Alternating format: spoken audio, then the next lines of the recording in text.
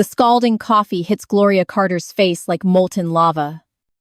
Steam rises from her dark skin as she stumbles backward, clutching her cheek. Robert Kingsley's voice cuts through the Manhattan office like broken glass. "You're nothing but my servant. Don't forget that."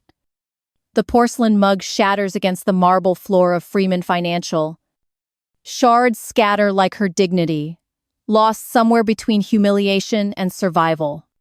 Gloria's trembling fingers touch the burning skin below her right eye. The pain shoots through her skull like lightning striking twice. At 59, she never imagined her accounting career would become this nightmare.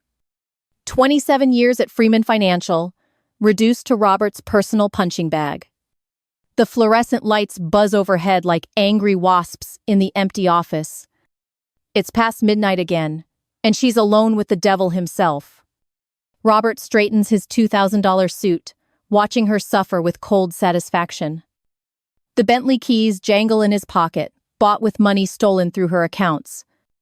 $130,000 laundered through her financial reports over 6 months. She didn't know at first, trusted his explanations about private client investments. By the time she realized the truth, he owned her completely.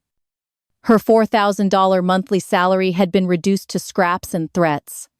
He controlled every penny, every breath, every moment of her existence. Gloria stumbles toward the executive restroom, her heels clicking against polished concrete. The mirror reflects a woman she barely recognizes anymore. Heavy foundation covers older bruises on her neck and collarbone. The new burn mark glows red and angry above her cheekbone. She opens the expensive makeup kit Robert bought her last month. Every cosmetic product deducted from her already diminished paycheck, of course. The concealer goes on thick, masking the evidence of his latest explosion. Her hands shake as she applies powder over the scalding wound. 20 minutes later, she looks almost normal again. Almost human. Almost like the accomplished accountant she used to be. The bathroom door creaks as she steps back into the corporate wasteland. Robert sits behind his mahogany desk, reviewing quarterly reports she falsified earlier. Those numbers represent his stolen vacation home in the Hamptons. The luxury watches adorning his wrists, paid for with embezzled company funds. Meanwhile, Gloria takes the subway home to her modest Brooklyn apartment. The same 2-bedroom place she's lived in for 15 years. The rent consumes most of what Robert allows her to keep. She climbs 4 flights of stairs, her body aching from another 18-hour day. The key turns in the lock just as her phone buzzes. A text from Robert. "Tomorrow. Stay until the Peterson account is finished." New questions. No complaints. No excuses. Gloria collapses onto her worn sofa, still wearing her work clothes. The burn on her face throbs with each heartbeat. She closes her eyes and tries to remember who she used to be. Before Robert Kingsley turned her into his office slave. Before the threats, the violence, the constant fear of losing everything. The apartment feels like a prison cell, but it's her only refuge. Her phone rings, startling her from exhausted thoughts. Denise's name flashes across the cracked screen. Her sister, the lawyer, the fighter, the one person who still believes in justice. Gloria lets it ring twice before answering with forced cheerfulness. "Hey girl, just got home from another long day." Denise's voice carries concern that cuts through the pretense immediately. "You sound tired, Gloria. More than tired. What's going on with you lately?" Gloria touches the fresh burn, feeling the heat still radiating from her skin. She wants to tell Denise everything, to confess the nightmare consuming her life. But Robert's threats echo in her mind like a broken record. He'll destroy her reputation, sue her for embezzlement, ruin her completely. She's old and unreliable, he reminds her daily. No one would hire a 59-year-old black woman with a criminal record. "Nothing's wrong, Denise. Just busy season. You know how at Island." The lie tastes bitter on her tongue. Silence stretches between them, heavy with unspoken truths. Denise has always been able to read her like an open book. Even through the phone, Gloria feels her sister's lawyer instincts awakening. "Why don't you come over this weekend? We haven't talked in person for weeks." Gloria's stomach knots with anxiety and desperate longing. She misses her sister's strength, her warmth, her unwavering support. But Robert monitors her weekend activities, demanding reports on Monday mornings. Where she went, who she saw, what she discussed. His control extends far beyond the office walls. "I'll try, Denise. Things are just really hectic right now." Another lie. Another piece of her soul surrendered to Robert's tyranny. After ending the call, Gloria sits in darkness, touching her burned face. The makeup is already wearing off, revealing the truth beneath. Tomorrow, she'll apply more concealer, more lies, more submission. But something inside her is changing, hardening like steel in fire. She thinks about the company's internal audit team, the quarterly reviews approaching. The discrepancies in those accounts she's been forced to manipulate. The threatening emails Robert sends from his personal account. The security cameras that might have captured his violence. For the first time in months, Gloria Carter allows herself to imagine freedom. To picture Robert Kingsley behind bars instead of behind his mahogany throne. The burn on her face stops feeling like a wound. It starts feeling like evidence. The night stretches ahead, filled with possibilities she hasn't dared consider. Tomorrow, the real fight begins. 2 years earlier, the trap was baited with silk and honey. Robert Kingsley had just been promoted to CEO of Freeman Financial. His corner office overlooked Central Park, a kingdom of glass and ambition. Gloria Carter was simply the senior accountant with 25 years of experience. Reliable, trusted, invisible to most executives who passed her cubicle daily. But Robert saw something different in her dedication and quiet competence. He approached her desk one Thursday evening, flashing his politician's smile. "Gloria, I need someone I can trust for special projects." The words felt like recognition after decades of being overlooked. Private client portfolios, he explained, required discretion and exceptional skill. After hours, work would mean overtime pay and advancement opportunities. She said yes without hesitation, hungry for respect she'd never received. The first assignment seemed innocent enough, transferring funds between offshore accounts. Legitimate investment management, Robert assured her with practiced sincerity. $50,000 moved through complex financial instruments and shell companies. Gloria's attention to detail made the transactions seamless and untraceable. Within 6 months, the amounts grew larger, more frequent, more suspicious. $130,000 laundered through her personal access codes. By the time Gloria realized she was facilitating embezzlement, escape seemed impossible. Robert owned her signature on every fraudulent document and wire transfer. "Your name is on everything," he reminded her during late-night confrontations. "Who do you think the FBI will arrest first? The sophisticated CEO or the desperate black accountant?" The financial shackles tightened around her throat like a golden noose. Robert introduced a new form of control, the executive credit card program. "For your convenience, Gloria," he announced, sliding platinum across his desk. The card bore her name but remained linked to company accounts. Meanwhile, her actual paycheck shrank from $4,000 to barely $500 monthly. Robert called it salary restructuring for tax efficiency purposes. In reality, it was systematic financial starvation disguised as corporate benefits. The credit card became her lifeline and her chain simultaneously. Every purchase tracked, every transaction monitored by Robert's watchful algorithms. She could buy groceries and pay rent, but only under his surveillance. The luxury felt hollow when accompanied by threats and constant humiliation. Robert's lifestyle expanded exponentially with each stolen dollar from company coffers.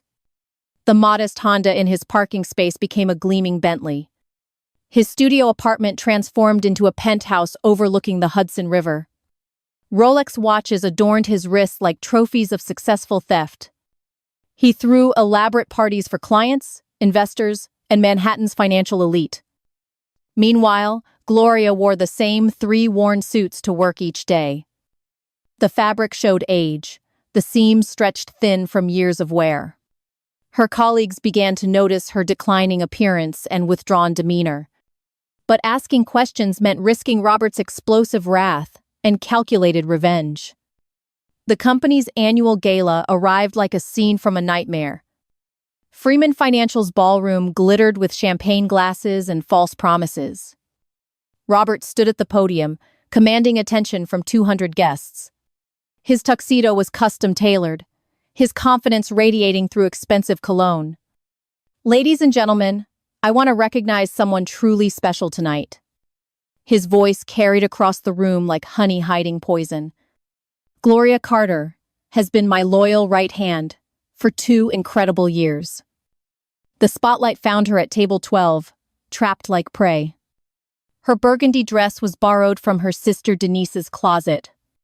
The fabric hung loose, disguising the weight she'd lost from stress. Heavy foundation covered the finger-shaped bruises on her upper arms. Robert's latest punishment for questioning a suspicious client transaction. She forced her mouth into a smile, her eyes screaming silently.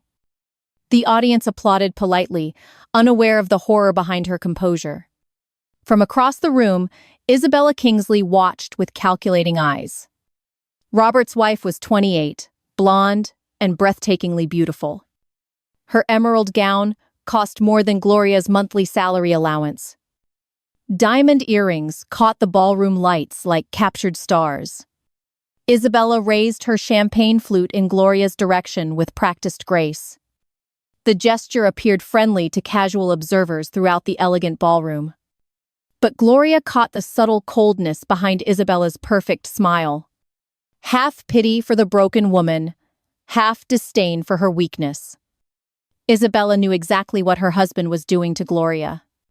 The bruises were visible to anyone who bothered to look closely. But Isabella's silence was purchased with luxury shopping sprees and European vacations. She played the innocent wife while collecting her own golden handcuffs. After the gala, Robert cornered Gloria in the parking garage.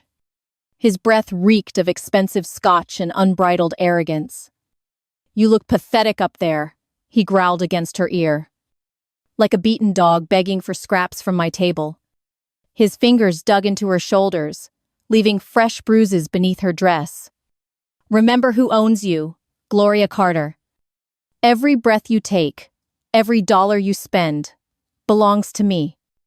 She drove home in silence, her hands shaking on the steering wheel. The makeup kit waited on her bathroom counter like an old friend.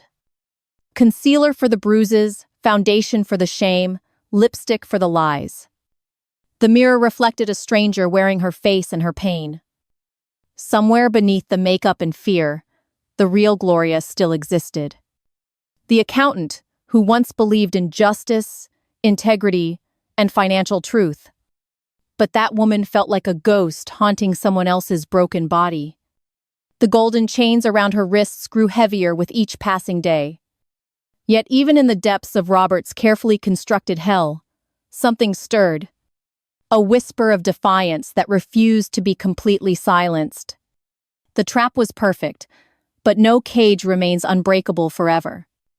Tonight, for the first time in months, Gloria began planning her escape. The office walls close in like a shrinking coffin around Gloria's existence. Robert's control extends beyond financial manipulation into digital surveillance and social warfare. Spyware infiltrates her work computer, monitoring every keystroke and email attachment. Her phone calls are intercepted through corporate security systems he personally oversees. Even bathroom breaks are timed and questioned during his daily interrogation sessions. The 47th floor of Freeman Financial becomes her electronic prison. Robert spreads venomous rumors through the office grapevine with surgical precision. Gloria is losing her edge. he whispers to department heads during meetings. Age is catching up with her reliability and attention to detail. Perhaps it's time to consider younger, more capable accounting professionals. The lies seep through the corporate culture, like toxic waste contamination. Colleagues who once respected her 27 years of flawless service turn away. Lunch invitations disappear. Coffee conversations end when she approaches tables. Her cubicle becomes an island of isolation in the bustling financial center. The whispers follow her through corridors like shadows hunting their prey.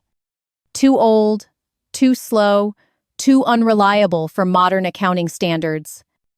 Robert's character assassination campaign succeeds beyond his wildest expectations and cruelest intentions. Gloria watches her professional relationships crumble under the weight of manufactured doubt.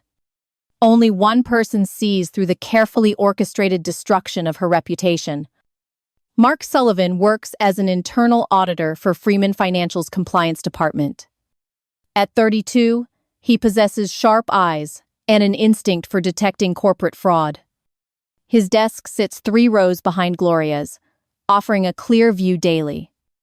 Mark notices things others miss or choose to ignore completely. The way Gloria flinches when Robert's voice cuts across the office. How she covers her arms even during New York's sweltering summer heat.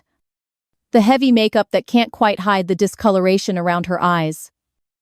Her hands shake when she reaches for coffee or answers her desk phone. Mark has investigated financial crimes for 8 years across multiple corporations. He recognizes the signs of workplace abuse, hiding behind professional facades. But proving it requires evidence, timing, and courage from the victim. On a rainy Thursday morning, Mark approaches Gloria's cubicle with genuine concern. He carries 2 steaming cups of coffee from the building's lobby cafe. "I thought you might need this," he says with a gentle smile. Gloria's reaction stops him cold in his tracks like a slammed door. She recoils violently, her chair spinning backward into the cubicle wall. The terror in her eyes is raw, primal, and absolutely heartbreaking. "Coffee," she whispers, her voice barely audible above the office noise. Mark doesn't understand the traumatic association, but he recognizes genuine fear. "Sorry, I didn't mean to startle you," he says, setting both cups down. Gloria's breathing comes in short, panicked gasps as memories flood back. The scalding liquid hitting her face, the porcelain shattering on marble floors. Robert's voice echoing through her nightmares. "You're nothing but my servant." Mark retreats slowly, confused but respectful of her obvious distress. Throughout the afternoon, he watches her hands tremble over financial documents.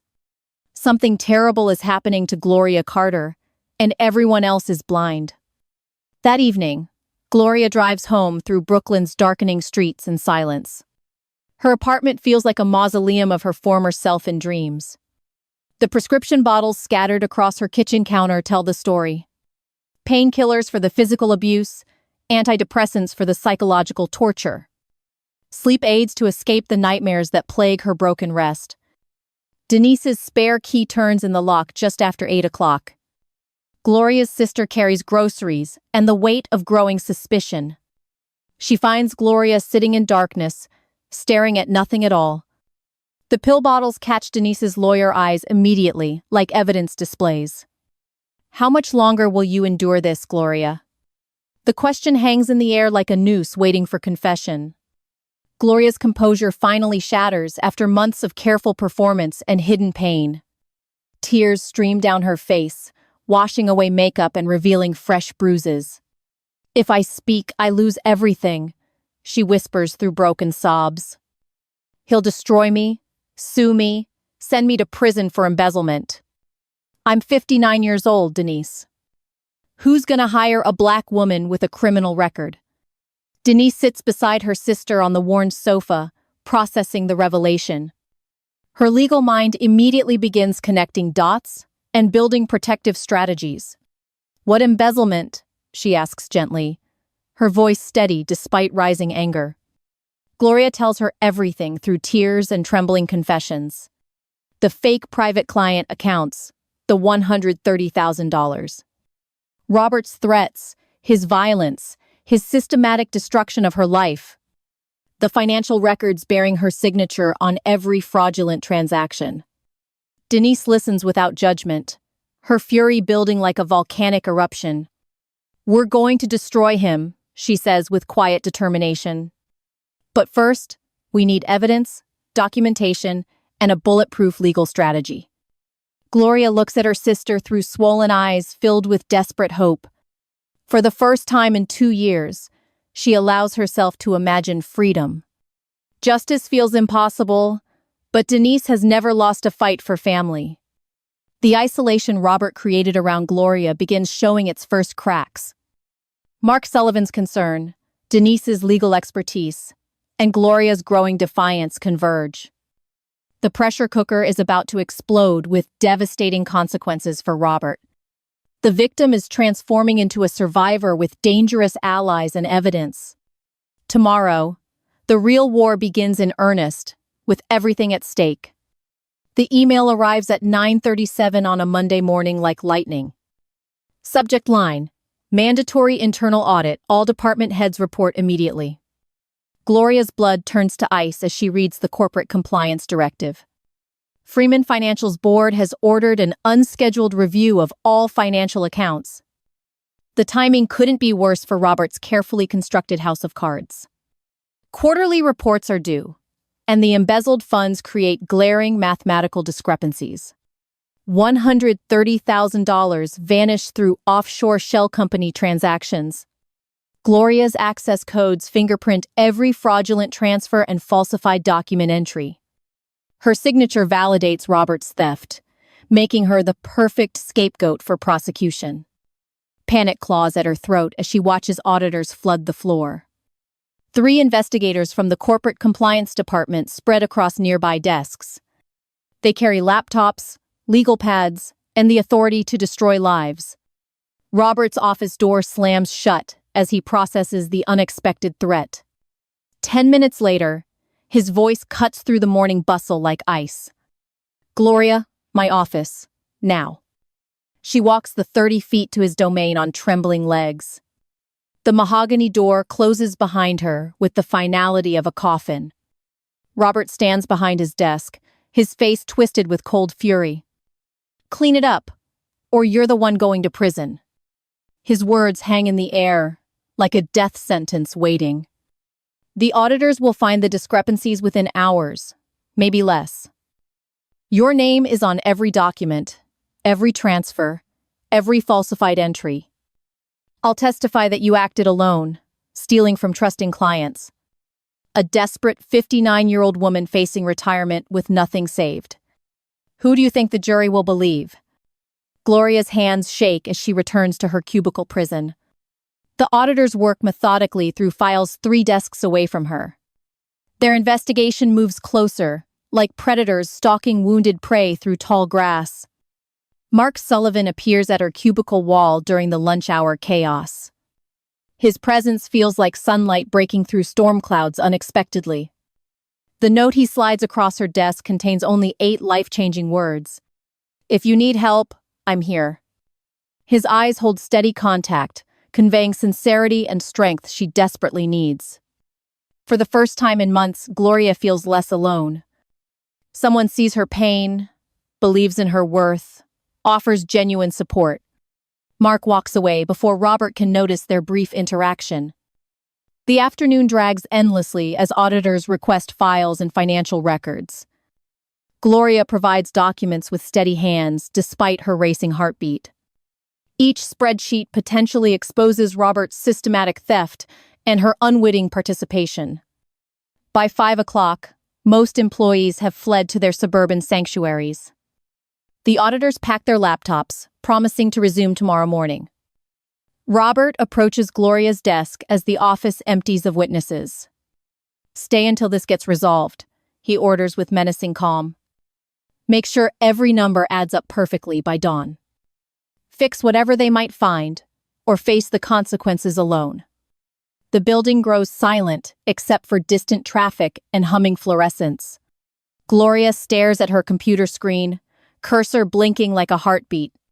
The financial records sprawl before her, like evidence of her destruction. Her fingers hover over the keyboard, paralyzed by impossible choices. Falsify more documents and deepen her criminal involvement with Robert's scheme. Or tell the truth and face prosecution for crimes she never intended. 3 o'clock in the morning arrives, with no solution in sight. Tears drip onto the keyboard as exhaustion overwhelms her fragile composure. For the first time in 2 years, she whispers a prayer. God, help me. The words feel foreign after months of spiritual silence and despair. But something shifts in the darkness surrounding her broken spirit. A memory surfaces from her corporate security training years ago. The building's surveillance system records 24 hours of footage daily. Camera feeds capture every corner of the executive floor and corridor. Robert's violence, his threats, his systematic abuse might all be documented. Evidence that could prove her victimization, instead of willing criminal participation. The security office sits empty on the building's ground floor. Gloria's executive access card still works, despite Robert's financial controls. She rides the elevator down with trembling hope and desperate determination. The security monitors glow like television screens in the darkened room. Digital archives stretch back months, through the computerized surveillance system. Gloria searches for specific dates, when Robert's violence escalated beyond words. The coffee cup incident, the shoving, the files thrown at her. Frame by frame, her abuse unfolds on high-definition security footage. Robert's face contorts with rage as he attacks her repeatedly. The timestamps prove a pattern of workplace violence spanning 18 months. Her flinching, cowering, and obvious terror are undeniably captured forever. This evidence could save her life and destroy Robert's credibility completely. But accessing security footage without authorization violates multiple corporate policies. Using it against a CEO could trigger lawsuits and criminal charges. Robert's legal team would claim she stole proprietary company surveillance data. The footage sits before her like a loaded weapon requiring courage. Does she dare to use it against the man who owns her? The first crack appears in Robert's seemingly impenetrable fortress of control. Hope flickers like a candle flame in hurricane winds. Tomorrow, the auditors return to finish their investigation and render judgment. Gloria copies the footage to an encrypted flash drive with shaking hands. The war is about to begin, and she finally has ammunition. The security footage burns like fire on the encrypted flash drive. Gloria carries it home in her purse like a loaded weapon. For the first time in 2 years, she possesses something Robert fears. Evidence of his violence, his theft, his systematic destruction of her life. But gathering proof requires careful planning and absolute secrecy from his surveillance. The next morning, Mark approaches her cubicle during the coffee break. His timing is perfect. Robert's office door closed for a board meeting. "I meant what I said yesterday," he whispers near her computer monitor. "Something terrible is happening to you, and I want to help." Gloria's eyes dart around the office, checking for Robert's loyal spies. Mark's sincerity breaks through her walls of fear and practiced isolation.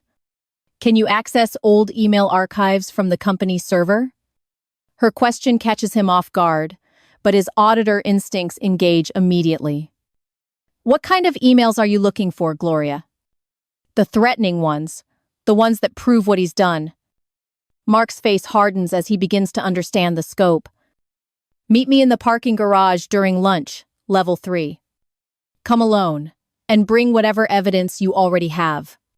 The morning crawls by like a death march toward potential freedom. Gloria prints copies of falsified financial reports bearing her forged signatures. Each document represents another layer of Robert's carefully constructed frame job. The bank transfer records, the offshore account statements, the altered client portfolios. Her name appears on everything, making her the perfect criminal scapegoat. But the patterns tell a different story to anyone willing to look. The lunch hour arrives with the weight of destiny pressing down. Gloria takes the elevator to parking level 3, clutching evidence files. Mark waits beside his Honda Civic, laptop bag slung over his shoulder. His face shows the gravity of someone about to cross dangerous lines. I've been reviewing your account access logs for the past year. Someone has been using your credentials after hours, on weekends. Financial transfers occurring when building security shows you left hours earlier. Either you're the world's most sophisticated embezzler working remotely at home, or someone else has been using your identity to steal money. Gloria's relief floods through her like warm water breaking winter ice. Finally, someone with expertise sees the truth behind Robert's elaborate deception. I have security footage of him forcing me to sign documents. Violence, threats, physical abuse spanning the past 18 months of hell. Mark's jaw tightens as the full picture crystallizes in his mind. We need to get this to someone who can prosecute him. Someone outside Freeman Financial's corporate structure and Robert's influential reach. Gloria thinks immediately of Denise, her lawyer sister, with prosecutorial connections. But involving family means exposing them to Robert's vicious retaliation tactics. Meanwhile, Robert's paranoia grows like a cancer feeding on suspicious behavior. He notices Gloria's subtle changes, the way she avoids his eyes. Her posture seems less defeated, her response is slightly more confident. The audit team's investigation has him rattled, questioning his perfect control. That evening, Robert follows Gloria home through Brooklyn's crowded evening streets. His Bentley stalks her modest Toyota like a predator hunting prey. She parks outside her apartment building, unaware of his surveillance. Robert emerges from his luxury car, his face twisted with rage. The confrontation erupts on the sidewalk in front of horrified neighbors. Don't forget who owns your life, he roars loud enough for everyone. Every breath you take, every step you make, belongs to me. His voice echoes off the brick buildings like thunder before lightning. Elderly Mrs. Rodriguez watches from her third-floor window in shock. The young couple from apartment 2B stops walking their dog. Robert's public display of ownership and control backfires spectacularly against him. Witnesses see a wealthy white man screaming at a black woman. The optics are terrible, the behavior clearly abusive and unhinged.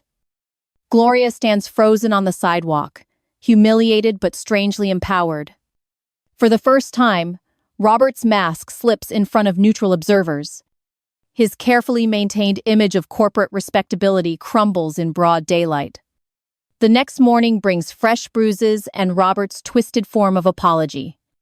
He places an expensive lipstick tube on her desk without explanation. The shade is called Fire Engine Red, cruel irony in cosmetic form.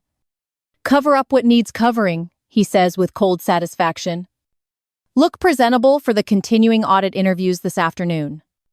Gloria stares at the lipstick like it's a poisonous snake. In the bathroom mirror, she applies the color over split lips. Lipstick for a prisoner, she mutters bitterly to her reflection. The words taste like ashes and unfulfilled dreams of freedom. But something fundamental has shifted in her broken spirit and resolve. The evidence gathering continues throughout the week with Mark's technical assistance. Threatening emails recovered from deleted server archives spanning 2 years. Financial transaction logs proving after-hours access using her stolen credentials. Security footage documenting systematic workplace violence and psychological torture. Each piece of evidence builds an unassailable case against Robert's criminal empire. Friday evening, Gloria drives to Denise's brownstone carrying everything. Her sister opens the door to find Gloria holding manila folders. These prove what he's done to me, she says simply. Denise's living room becomes a war room for planning Robert's destruction. The sisters spread documents across the coffee table like battle maps. Email printouts, bank records, security footage stills, and witness statements. The evidence paints a picture of systematic abuse spanning 24 months. Denise's prosecutorial mind immediately begins building the strongest possible case. "This is enough to destroy him completely," she says with quiet satisfaction.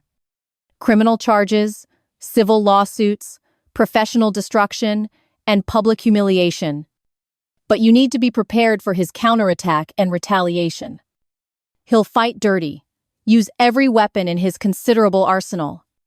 Gloria looks at her sister with new determination burning bright. "I won't let him destroy me anymore." The embrace they share feels like soldiers before battle. The gathering storm is about to break with devastating force. The boardroom stretches before them like a courtroom awaiting final judgment. Freeman Financial's executive conference room overlooks Manhattan's glittering skyline through floor-to-ceiling windows. 12 board members sit around the mahogany table like judges in expensive suits. The morning light filters through glass, casting long shadows across polished surfaces. Gloria enters first, carrying manila folders containing 2 years of documented evidence. Her hands shake slightly, but her spine remains straight with newfound determination. Denise sits in the gallery behind her, providing silent moral support. Mark Sullivan takes his place at the compliance officer's designated chair. Robert arrives 10 minutes late, his confidence masking desperate panic beneath. His $2,000 suit can't hide the fear flickering in his eyes. The Bentley keys jangle nervously in his pocket like warning bells. Board Chairman Harold Morrison calls the emergency session to official order. "The allegations against CEO Robert Kingsley are extremely serious," he announces gravely. "Embezzlement, workplace harassment, and systematic financial fraud spanning multiple fiscal quarters. Ms. Carter, please present your evidence to this assembled board." Gloria stands on trembling legs, her voice barely above a whisper. "For 2 years, I have endured physical and emotional abuse. Mr. Kingsley forced me to facilitate financial crimes against my will. He threatened prosecution if I refused to sign falsified documents. The evidence speaks for itself through documentation and recorded footage." Mark operates the projection system as Gloria's evidence fills the screen. Security camera footage shows Robert throwing files at her cowering figure. The scalding coffee incident plays in high-definition horror for everyone present. Threatening emails appear chronologically, documenting escalating violence and control over months. Financial records prove after-hours access using Gloria's stolen credentials repeatedly. $130,000 laundered through offshore shell company accounts. Robert's face grows redder with each damning piece of evidence displayed. His carefully constructed empire crumbles before the board's horrified eyes. "She's guilty too," he suddenly explodes, pointing an accusatory finger.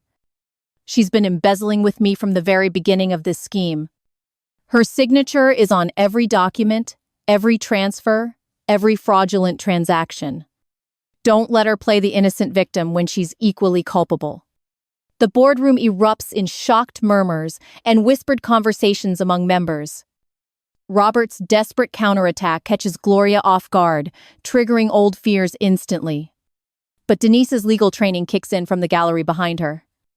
"Present the context," she calls out, ignoring protocol and board procedures. "Show them how he forced your compliance through systematic abuse." Gloria finds her voice growing stronger with each spoken word of truth. "Yes, I signed papers under duress and constant threats of violence. He controlled my salary, isolated me from colleagues, monitored my communications.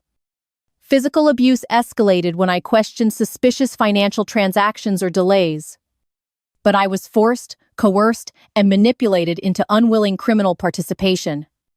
And today, I refuse to stay silent about his crimes." Her voice rises with each sentence, carrying 27 years of professional integrity. The boardroom falls silent as her words echo off marble walls. Robert's face contorts with rage as his final defense strategy collapses. Security officers enter the conference room on Chairman Morrison's silent signal. "Mr. Kingsley, you are terminated effective immediately from all corporate positions," Federal authorities have been notified and are en route for arrest. Please surrender your company access cards, keys, and electronic devices. The handcuffs click around Robert's wrists with metallic finality and justice. His Rolex watches catch the morning light as restraints secure his hands. "I'll destroy you," he snarls over his shoulder at Gloria. "This isn't over between us, you pathetic old woman. I know secrets that will ruin your entire life." The threats continue as security drags him toward the boardroom exit. Gloria watches her tormentors perp walk with mixture of relief and terror. 2 years of systematic abuse finally exposed to corporate authority and justice. But Robert's parting threats echo ominously through her moment of victory. The boardroom door closes behind his arrest, with satisfying finality. Chairman Morrison approaches Gloria with genuine concern and corporate liability awareness.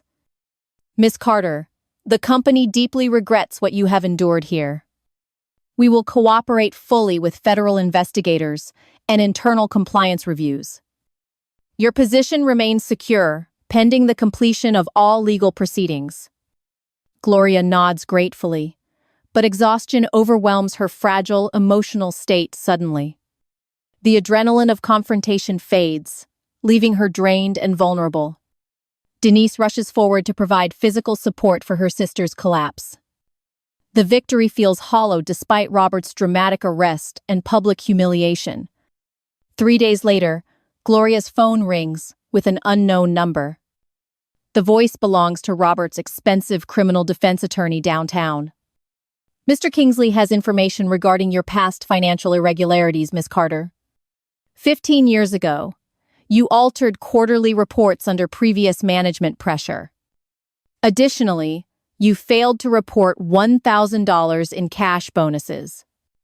Tax evasion charges could result in federal prosecution and imprisonment. My client is willing to remain silent in exchange for dropping charges." Gloria's blood turns to ice as forgotten mistakes resurface like ghosts. The minor document alterations happened during her early career desperation. A previous supervisor pressured her into questionable practices for advancement. The unreported bonuses were honest oversights during chaotic tax season preparation. But federal prosecutors might not distinguish between honest mistakes and deliberate crimes. Robert's final trap snaps shut, just as freedom seemed within reach. Even from his jail cell, he continues manipulating her life remotely. The past threatens to destroy her future, just when justice appeared certain. Gloria stares at her phone long after the attorney disconnects the call. Freedom costs more than she ever imagined when fighting powerful enemies. But surrender means Robert wins despite his arrest and corporate disgrace. The war is far from over, and the final battle looms ahead. The choice weighs on Gloria's shoulders like a mountain of consequences. Stay silent about her past mistakes and remain under Robert's shadow forever. Or tell the truth publicly and seize her freedom from his blackmail. For 72 hours, she agonizes over the impossible decision facing her. Robert's threats echo through sleepless nights filled with anxiety and fear. The federal tax evasion charges could destroy her reputation and livelihood permanently. But silence means Robert continues controlling her life even from prison. Denise sits across from her sister at the kitchen table Tuesday morning. The legal documents spread between them like a battlefield of options.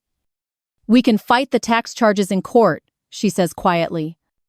15-year-old mistakes, with proper context and statute of limitations defenses.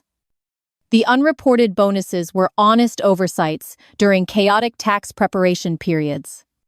Any reasonable prosecutor would see the difference between honest mistakes and crimes. But fighting in court means years of legal battles and uncertainty. Gloria stares out the window at Brooklyn's morning traffic, flowing endlessly. "I'm tired of being afraid," she whispers with growing conviction. Tired of hiding, tired of shame, tired of his control. Maybe it's time to strip away his power by telling everything. Her voice grows stronger with each word of emerging determination. "If I confess my mistakes publicly, he has nothing left to threaten." The truth becomes my weapon instead of his ammunition against me. Wednesday afternoon, Gloria calls a press conference at downtown Manhattan's Marriott. The hotel ballroom fills with reporters, cameras, and Freeman Financial shareholders. News of Robert's arrest has sent stock prices tumbling and investors demanding answers. Gloria enters the room wearing a simple black dress and minimal makeup. No concealer hides the fading bruises or the burn scar anymore. Her truth deserves to be seen without cosmetic disguises or shame. Mark Sullivan and Denise flank her at the podium like protective guardians. The camera lights feel hot against her face as silence settles. 20 years ago, I dreamed of being Freeman Financial's chief financial officer. Her voice carries clearly through the packed ballroom without trembling. I made mistakes during my early career that I deeply regret. 15 years ago, I altered quarterly reports under management pressure for advancement. I failed to report $1,000 in bonus income properly.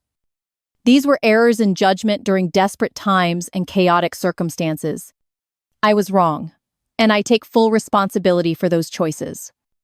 The reporters lean forward, sensing the gravity of her unprecedented confession.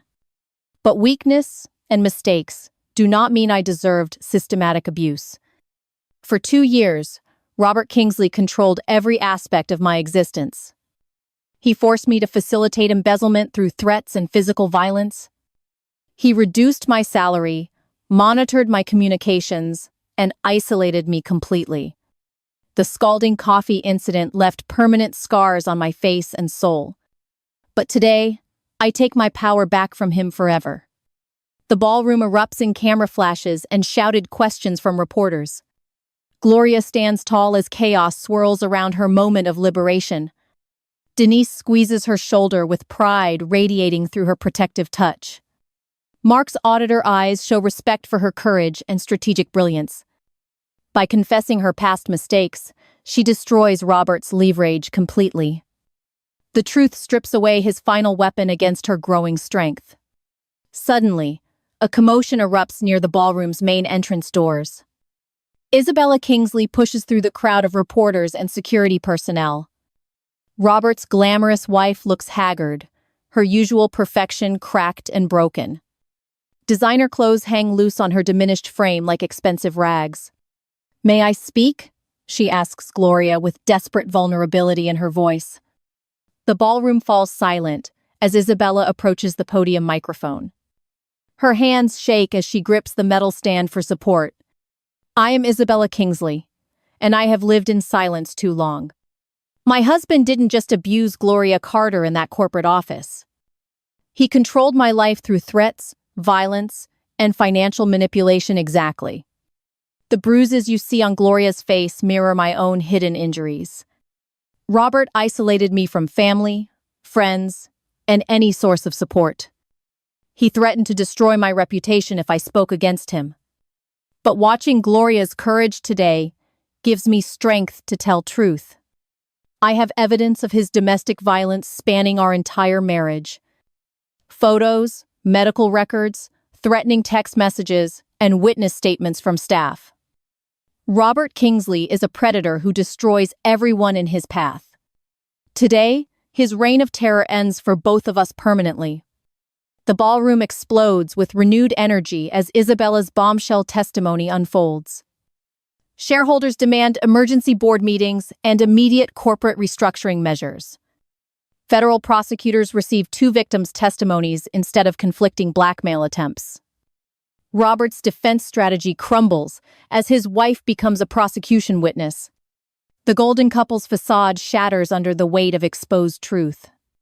Gloria and Isabella embrace briefly, 2 survivors supporting each other's liberation. Their shared strength destroys Robert's carefully constructed house of lies. The press conference footage dominates evening news broadcasts across major networks. Freeman Financial's stock price stabilizes as investors applaud transparency and accountability. Board Chairman Morrison issues statements praising Gloria's courage and corporate integrity. Federal prosecutors announce they will not pursue charges against Gloria Carter. Her cooperation and voluntary disclosure demonstrate good faith and victim status. The statute of limitations protects her from 15-year-old honest mistakes anyway. Meanwhile, Robert's charges multiply with domestic violence added to embezzlement counts. His bail is revoked after Isabella's testimony reveals flight risk potential. The luxury penthouse and Bentley become evidence in federal asset forfeiture proceedings. Everything he stole through violence and manipulation returns to rightful owners. That evening, Gloria sits in her modest Brooklyn apartment feeling strangely peaceful. The phone rings constantly with interview requests and job offers. But for the first time in 2 years, she chooses silence.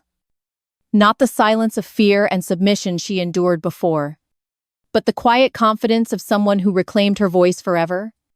Tomorrow brings new challenges, but tonight belongs to her victory. The confession that was meant to destroy her became her salvation. Truth proved more powerful than Robert's most sophisticated lies and threats. The victim transformed into the victor through courage and strategic revelation. 6 months later, justice arrives with the sharp crack of a gavel. Federal Judge Martinez reads the verdict in a packed Manhattan courtroom. Robert Kingsley, guilty of embezzlement in the first degree. Guilty of workplace harassment, domestic violence, and financial fraud spanning years. The sentence echoes through the marble halls like thunder after lightning. 15 years in federal prison without possibility of early parole. All assets seized for victim restitution and corporate fraud compensation. Robert's face crumbles as handcuffs click around his wrists again. The former CEO who controlled lives now faces controlled incarceration. Isabella sits in the gallery, her divorce papers finalized that morning. She testified against her abusive husband, with courage matching Gloria's strength. Her prenuptial agreement, signed under duress, was voided by domestic violence. The penthouse, the jewelry, the offshore accounts, all become hers legally. Freedom tastes sweeter when shared between survivors and mutual support.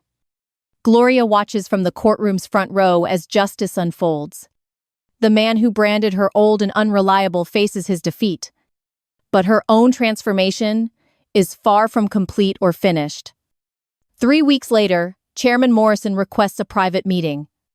Freeman Financial's boardroom feels different with Robert's chair permanently empty. Miss Carter, your courage saved this company from complete financial ruin. The board has voted unanimously on a significant decision regarding your future.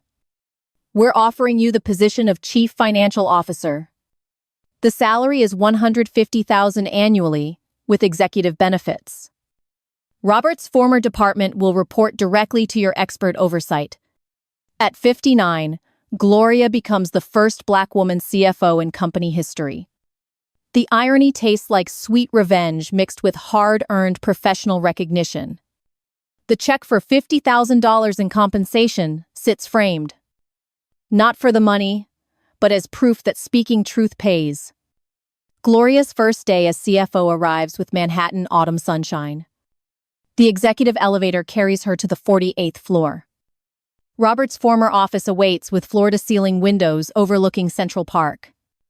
The mahogany desk where he terrorized her now belongs to her. She settles into the leather chair with deep satisfaction and quiet power. The intercom buzzes with her new assistant's respectful voice. Miss Carter, the department heads are ready for your first meeting. The same executives who once ignored her cubicle now seek approval.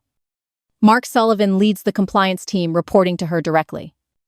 His promotion to senior director was her first executive recommendation. The financial reports spread across her desk tell stories of recovery. Company stock prices rise as investor confidence returns under new leadership. Her signature on documents now authorizes legitimate business instead of fraud. The burn scar on her face has faded but never disappeared. She wears it like a badge of survival rather than shame. No makeup covers the evidence of her journey from victim to victor. The afternoon sun streams through executive windows onto her confident posture. For the first time in decades, Gloria Carter feels truly powerful. Not the false power of manipulation and fear Robert wielded brutally, but the authentic strength of someone who faced hell and emerged. Her phone rings with Denise's familiar voice celebrating another legal victory. The civil lawsuit against Freeman Financial settled for additional compensation. $3 million distributed among Robert's victims, including office staff. Justice may be late, but justice comes when victims find their voices. That evening, Gloria meets Denise and Mark at Brooklyn's finest restaurant. The same table where Robert once threw extravagant parties for corruption. But this celebration rings with genuine laughter instead of hollow performance. Mark raises his wine glass in honor of their shared triumph. To Gloria Carter, the woman who turned the tables on evil. Denise adds her own toast with tears glistening in candlelight. To my sister, who proved it's never too late for justice. Gloria's eyes fill with tears that taste different than before. Not the salt of fear and desperation she shed for years, but the sweet water of relief, pride, and hard-won freedom.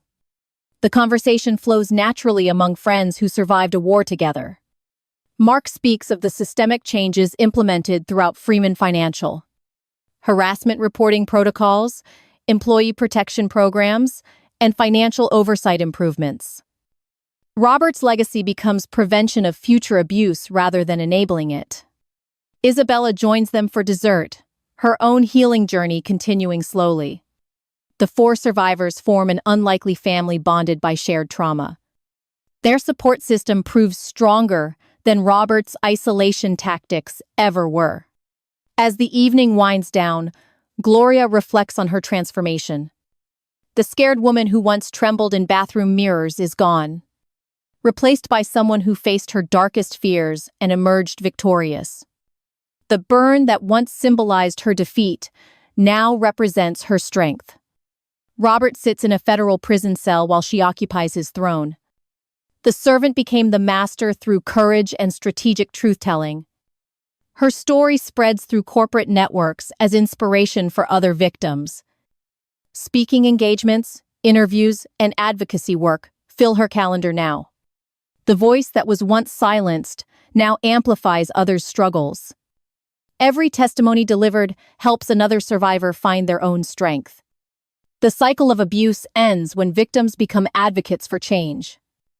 Gloria's rise from ashes proves that power belongs to the courageous. At 59, she finally lives the life she always deserved. Not defined by others' cruelty, but by her own resilience and growth. The tables turned completely, and justice tastes like freedom served cold. Robert's empire crumbled while hers rises from the foundation of truth. The burn that scarred her face became the fire that forged steel. And when justice comes, it comes with interest compounded over time. The victim transformed into the victor through courage, truth, and time.